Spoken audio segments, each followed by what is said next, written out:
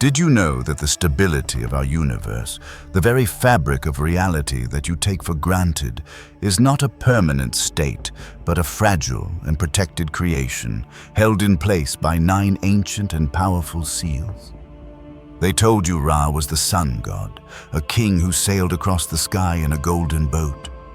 They gave you a simple solar myth to explain the day and the night. But that is the lie. The children's story they told you to hide a truth so profound and so terrifying that it formed the very core of the most secret and guarded mystery school teachings. Ra is not just a god. He is the guardian, the divine warden, and his journey across the sky is not a pleasure cruise. It is a constant, vigilant patrol of the 9 great seals that prevent our ordered cosmos from collapsing back into the infinite, mindless chaos from which it was born. This is not a myth about the sun. This is the story of the divine locking mechanisms that hold your reality together. Each seal is a cosmic law, a fundamental frequency, a divine principle that must be maintained. They did not want you to know this, because if you understood that reality is a protected creation, you would start to ask what it is being protected from. And if you understood that these 9 seals are not just in the heavens, but are also mirrored within your own soul, you would realize that you are not just a resident of this reality. You are one of its co-guardians. The story of the 9 seals is the story of the 9 pillars of your own consciousness. And in this age of great unraveling, the seals are weakening, and you are being called to remember how to reinforce them. To understand the seals, you must first understand the state of the universe before their creation. Before there was light, before there was time, there was only the none, the great, dark, watery, and chaotic abyss of pre-creation. Within this abyss, all potentials existed, but in a state of formless, mindless soup. And from this chaos, the first will to create, the first spark of divine consciousness emerged. That spark was Atum, who would become Ra. But his first act was not to create the world.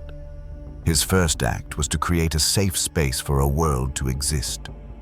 He had to push back against the infinite, crushing pressure of the eternal chaos. He had to create a bubble, a protected sphere of order within the limitless ocean of entropy. And he did this by creating and placing the 9 great seals. These are not physical objects. They are cosmic principles.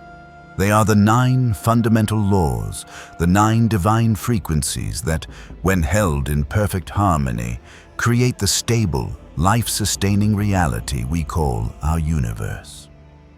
They are the pillars of the great temple of creation. The entire journey of Ra across the sky and through the underworld is not just a journey of regeneration, it is a patrol.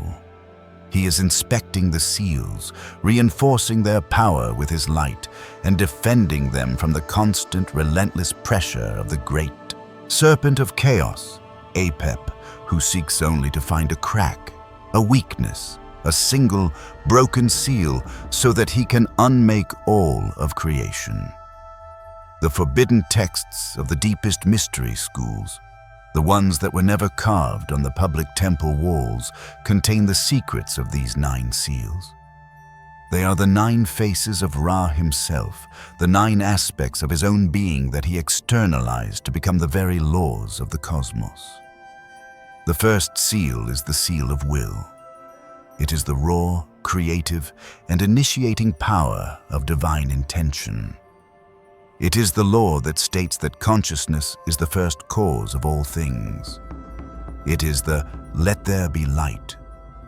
This seal is what separates a conscious, evolving universe from a mindless, random one. It is the anchor of purpose.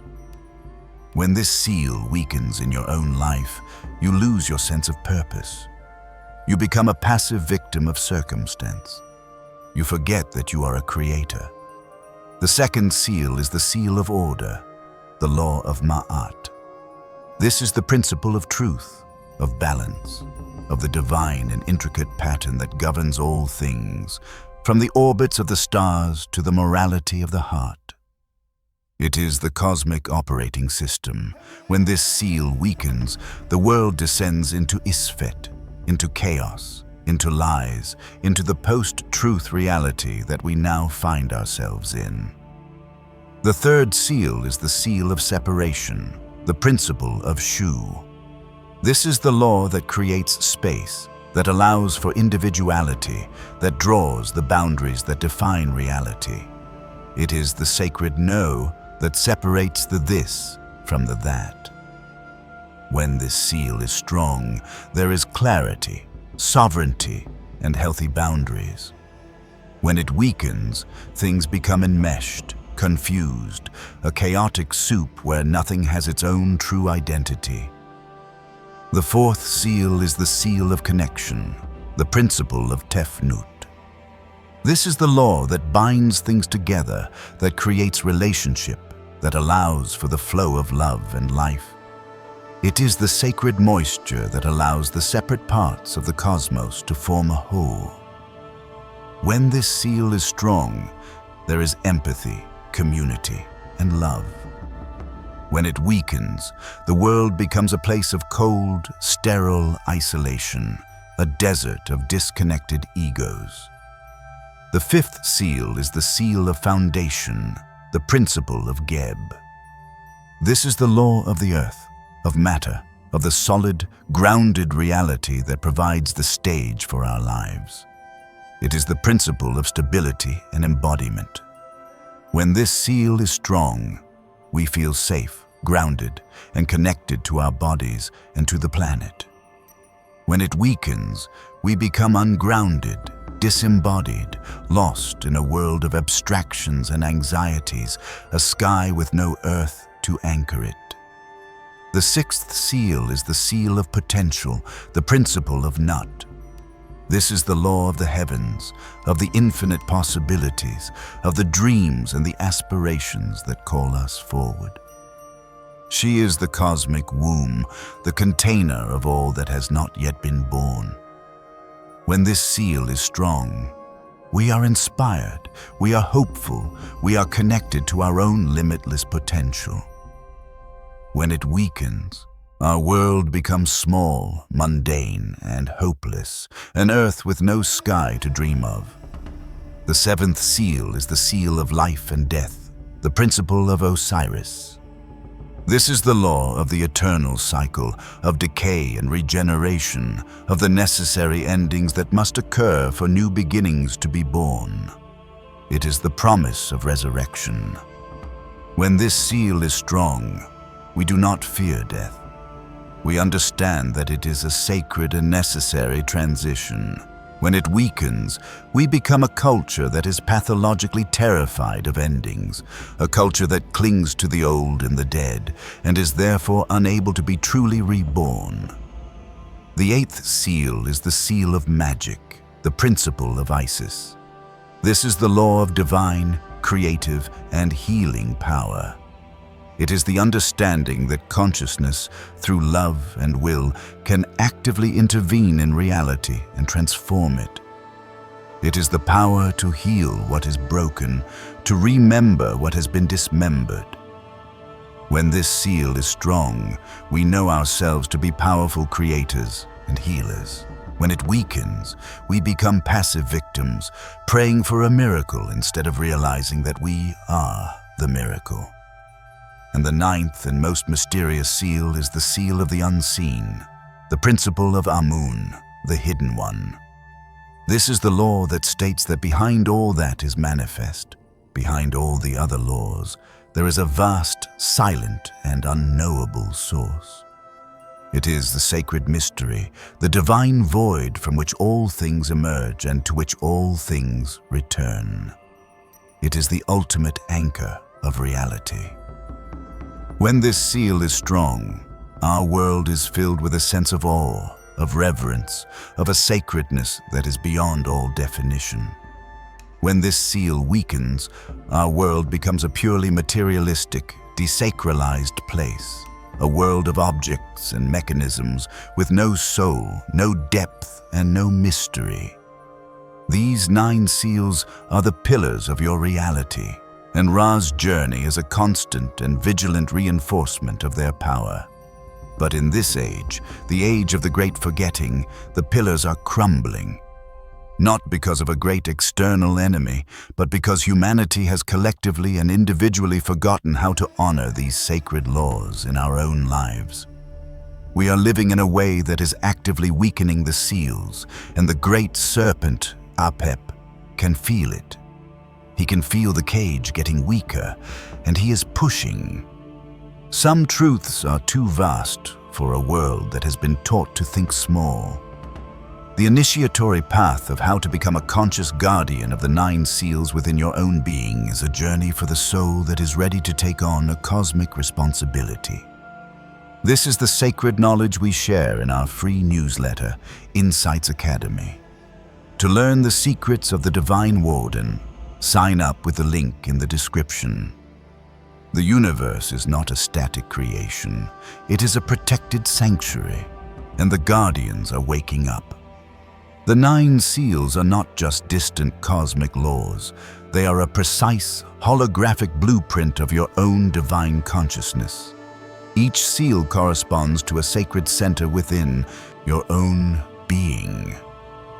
The strange recurring symbol of the Jed pillar, the backbone of Osiris, is not just a symbol of stability. It is a diagram of the human spine, the central channel with its energetic centers, the chakras, aligned. The process of raising the Jed was a ritual to strengthen the central pillar of one's own being, to bring all the chakras, all the seals, into a state of perfect, stable alignment. And there are darker, more obscure clues. In some funerary texts, there are spells not just for repelling Apep, but for binding the 9 knots against him. This suggests a form of magical technology, a way of using the power of the 9 principles to create a protective, energetic net to keep the forces of chaos at bay. And this leads us to the great and urgent hypothesis. What if the current state of our world, the environmental crises, the political chaos, the social fragmentation, the epidemic of mental and spiritual illness, is not a series of separate problems? What if it is the single, catastrophic symptom of the fact that the 9 seals are now at their breaking point? What if we are living in the final hours of the cosmic cycle, the deep night of the Duat, where the battle between Ra and Apep is reaching its climax? And what if the outcome is not guaranteed? What if the fate of our world, the possibility of a new dawn, depends entirely on the choices that are being made right now by the souls who are currently incarnated on this planet? What if it depends on you? This would mean that your spiritual awakening is not a personal hobby. It is not a lifestyle choice. It is an urgent and sacred duty. It is your enlistment in the cosmic war. Every moment you spend in meditation, every choice you make for integrity, every time you have the courage to heal a wound, you are not just improving your own life. You are literally and actively reinforcing the crumbling pillars of reality. You are sending your own light, your own life force to the embattled crew of the solar bark. You are helping Ra to win the war for the dawn. This is the secret they have hidden from you. They wanted you to believe you were a small and insignificant being. But the truth is, the fate of the universe may be resting on your shoulders. So, how do you become a guardian of the seals? You do not need to build a temple of stone. You must become a living temple. You must consciously and deliberately dedicate your life to the mastery and the embodiment of the 9 sacred principles. You begin by reclaiming your will. You stop being a passive victim and you start becoming the conscious creator of your life. You set your intention every single morning, like Khepri, the rising sun. You declare the reality you are choosing to create. You strengthen the seal of order by committing to a life of radical, uncompromising integrity. You speak the truth, even when it is hard. You act in alignment with your own highest values, even when no one is watching.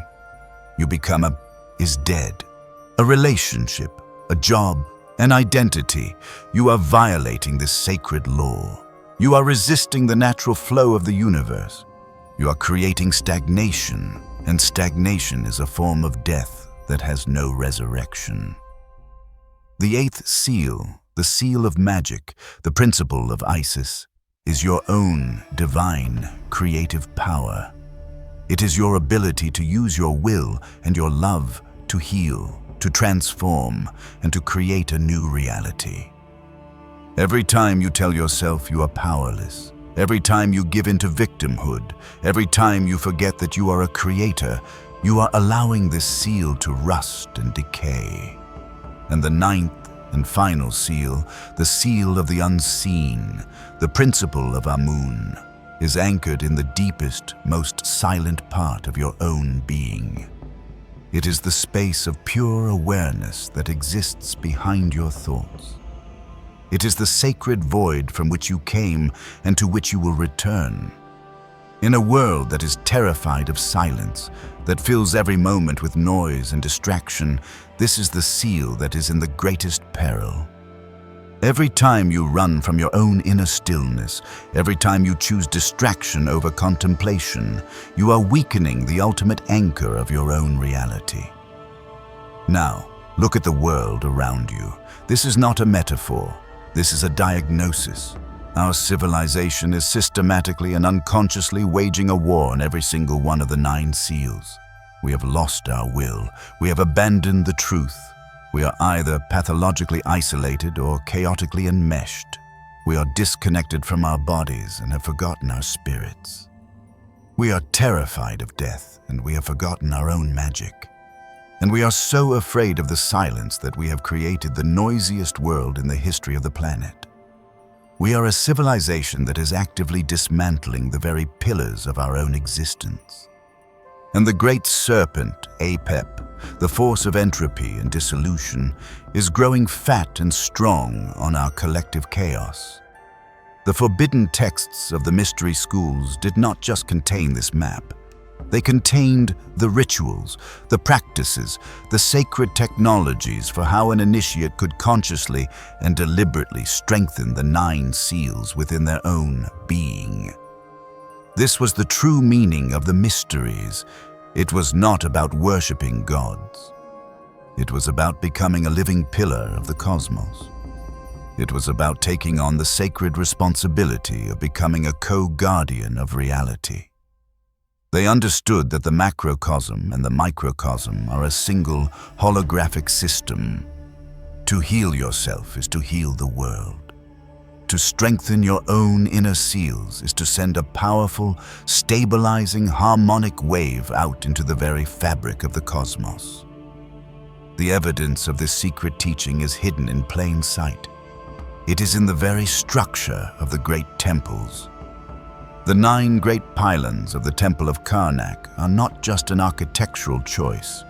They are a representation of the 9 seals. To walk through them was to walk through an initiatory journey of activating these 9 principles within your own being. The strange recurring symbol of the Jed pillar, the backbone of Osiris, is not just a symbol of stability. It is a diagram of the human spine, the central channel with its energetic centers, the chakras, aligned.